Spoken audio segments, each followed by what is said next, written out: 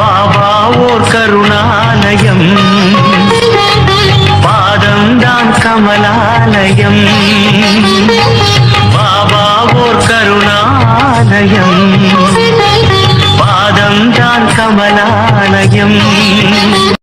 சாயப்பா உறவுகள் அனைவருக்கும் வணக்கம். சாயப்பா மேல் நம்பிக்கை வைத்து அவரை நினைத்துக் கொண்டிருக்கும் உங்கள் அனைவரின் வேண்டுதலையும் சாயப்பா நிறைவேற்றுவார். நல்லதையே நினைப்போம், நல்லதே நடக்கும். என்றும் சாயப்பாவின் அருள் உங்களுக்கு இருக்கும். நம் மனதிற்கு இதமான சாயப்பாவின் இன்றைய அருள்மொழியை கேட்போமா? அன்பு குழந்தையே, உன் கனவுகள் எல்லாவற்றையும் நான் அறிவேன். அதை தகுந்த நேரத்தில் உனக்கு நிஜமாய் அதை நினைவாக்கி கொடுப்பேன். உன்னை யார் முன்னிலையிலும் தாழ்ந்து போக விடமாட்டேன். உன்னை மிக விரைவில் வெற்றி கிரீடத்தால் அலங்கரிக்க போகிறேன். அதற்கு கொஞ்சம் பொறுமையாக இரு. அதற்கான வாய்ப்பையும் உனக்கு ஏற்படுத்தி தரப்போகிறேன். வாய்ப்பை உன்னுடன் நான் இருந்து அதை பயிற்றுவிக்க போகிறேன். உன் மனதில் ஓடும் அனைத்து எண்ணங்களையும் அறிவேன். உன்னை பின்னுக்கு தள்ளும் அனைத்தையும் நான் துரத்தி அடிப்பேன். உனக்குள் முன்னேற வேண்டும் என்ற எண்ணம் தீயாய் எரிவதை பார்க்கிறேன். ஆனால் அது விதி என்னும் காற்று வீசுவதால் நெருப்பானது அங்கும் இங்கும் ஆடிக்கொண்டிருக்கிறது. அது உனக்கு சில உலகியல் நடைமுறையை புரிய வைப்பதற்கு நான் போடும் ஒரு விளையாட்டு. அதில்தான் நீ இப்போது உள்ளாய். அதை போராடி அழுகையும் துன்பமாய் வந்த போதிலும் அதில் நிலை பெற்று உறுதி பூண்டாய். என்னிடம் என் குழந்தையாக ஆகிவிட்டாய். இருப்பினும் மாயையும் விதியும் உன்னை ஆட்டுவிக்கும் போது நீ கலங்குவதை பார்த்து என் மனம் துடிக்கின்றது. உன்னை கலங்க விட மாட்டேன். உன்னுள் எழும் முன்னேற வேண்டும் என்கின்ற எண்ணம் இப்போது காட்டு தீயாய் உருவெடுக்கும். அதை எதனாலும் அணைக்க முடியாது. உனக்கு நான் இருக்கிறேன், இருப்பேன் என்றென்றும். நீங்கள் எதை செய்தாலும் எந்த காரியத்தை முடித்தாலும் அனைத்தும் நான் என்று கூறிக்கொண்டிருக்கிறீர்கள். இந்த எண்ணத்தை உடனடியாக உன் மனதில் இருந்து அகற்றிவிடு. நான் நான் என்று சொல்லிக் கொண்டிருக்கிறாய் அல்லவா? அந்த நான் யார் என்று சற்று உள்ளே பாரேன். இந்த நான் என்னும் எண்ணம் இருந்து வருகிறது என்று கவனத்தை உள்முகமாக திருப்பு.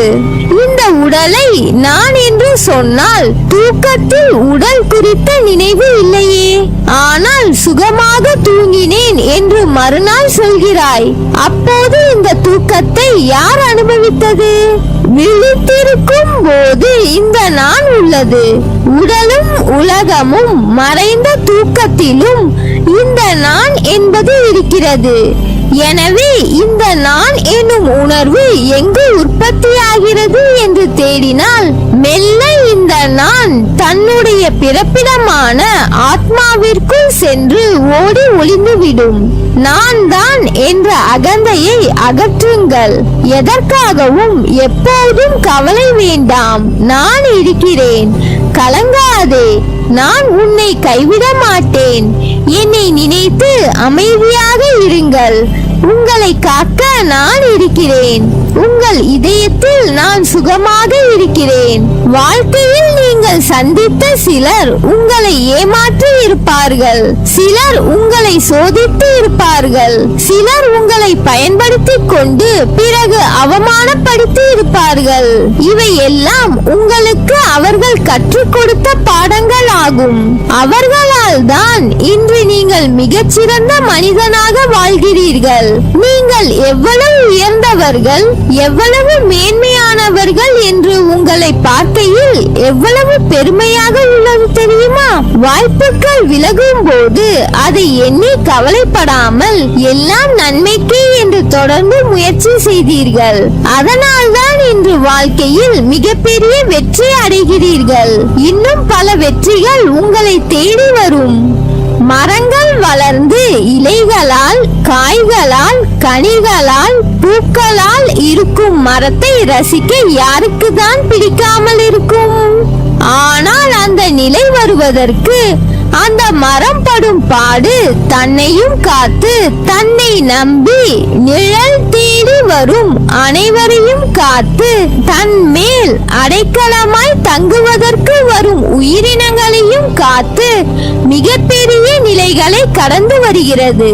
அப்படி இருக்கையில் மனிதன் தன் நிலையில் வெற்றிகரமாய் நின்றிட எதிர்கொள்ள வேண்டியதும் கடினமாகத்தான் இருக்கும். சோதனையை தாங்கி நகர்ந்து வரும் அந்த சிறிது நேர போராட்டம் தான் உன்னை எப்படி என்று உனக்கே தீர்மானித்து காட்டும். ஒரு தாய் தன் பிரசவ வலியின் போராட்டத்தை தாங்கிய அந்த நிமிடங்களுக்கு பிறகுதான் உயிருக்கு மேலான குழந்தையை ஈன்று எடுக்கிறாள். தந்தை எத்தனையோ போராட்டங்களை தன் குடும்பத்தை தாங்குவதற்காக எதிர்கொள்கிறார். இதை போல ஒவ்வொரு கட்டத்திலும் போராட்டம் இருக்கத்தான் செய்யும். அப்பா, அப்படி என்றால் வாழ்க்கை என்றாலே போராட்டம் தானா என்றால் இல்லை. ஆனால் வாழ்க்கை என்றும் ஒரு கோட்டில் செல்லாது. அதை அடுத்த கட்டத்திற்கு எடுத்து செல்லும் போது அதன் நிலை பெரிது. அதற்கான சூழல் மாறுபடும். அதுதான் போராட்டமான நேரம். போராட்டங்கள் தான் வாழ்க்கையை வாழ கற்றுக் கொடுக்கும். அதைதான் உன் அப்பா போதித்து வருகிறேன் உன்னிடத்தில். வெற்றி அடைந்தால் அடுத்த போராட்டம் இல்லையா என்றுதானே உன் கேள்வி. உன்னுடைய வாழ்க்கை அடுத்த கட்டத்திற்கு எப்பொழுதெல்லாம் செல்கிறதோ அப்போது போராட்டம் தொடரும். இந்த போராட்டத்தின் வெற்றி என்பது மிக விசேஷமானது. எதனால் என்றால் உன் வாழ்க்கைக்கான முதல் தளம் போராட்டம்தான். நீ இப்போது எதிர்கொள்வதில் வெற்றி பெற்றால் பக்குவம் என்ற பொக்கிஷமாக மாறுவாய். அதனால் தான் கூறுகிறேன், உன் மனதில் இருக்கும் கேள்விகளுக்கு இன்று விடையளிக்கிறேன். சுயநலம் இவ்வுலகில் அகன்று இருக்கிறது. எல்லா மனதிலும் சுயநலம் இருக்கிறது. ஆனால் ஒருவருடைய சுயநலம் மற்றவர்களுக்கு துன்பம் விளைவிக்கும் பொருட்டு இருந்தால் அது தவறு. உன் முன் ஒருவர் கஷ்டப்படுகிறார் என்று தெரிந்தால் அவர்களுக்கு உதவி செய். வேலை இருக்கிறது, எனக்கு உதவ நேரம் இல்லை என்று போவதுதான் உண்மையான சுயநலம். சில பேர் தாங்கள் முன்னேற வேண்டும் என்பதற்காக மற்றவர்கள் முன்னேற கூடாது என்று நினைப்பது சுயநலம். அவர்களுக்கு பொறாமையை தூண்டிவிட்டு மற்றவர்களுக்கு கெடுதல் நினைக்க வைக்கிறது. அதைத்தான் நான் தவறு என்று கூறுகிறேன். உன்னால் இயன்றதை உதவியாய் செய். செய்யும் உதவியை சொல்லிக் காண்பிக்காதே யாரிடமும். நீ செய்த உதவிக்கு பயனில்லாமல் போய்விடும். நான் முன்னேற வேண்டும் என்று எண்ணுவது சுயநலம் அல்ல. அப்படி நீ சிந்தித்தால் அது மற்றவர்களின் முன்னேற்றத்தை நீ விரும்பவில்லை என்று அர்த்தமில்லை. அந்த பார்வை உன் கண்ணுக்கு புலப்படவில்லை என்று அர்த்தம். மற்றவர்கள் உதவி என கேட்டிருந்தால் அவர்களின் கஷ்டத்தை நீ பார்த்தால் கண்டிப்பாக உதவி இருப்பாய். அதில் தவறில்லை. உனது நல்லது கெட்டது என அனைத்துமே நான் அறிவேன். உன்னிலும் உன்னை சுற்றியும் எல்லாம் நான் நல்லதாய் நடக்கச் செய்வேன். உன் தாய் தந்தையாய் நான் இருப்பேன். உன்னை என் இதயத்தில் சுமந்து அரவணைப்பேன். நீ என் பரிபூர்ண அருளும் ஆசீர்வாதமும் அன்பும் பெற்ற என் செல்ல பிள்ளை.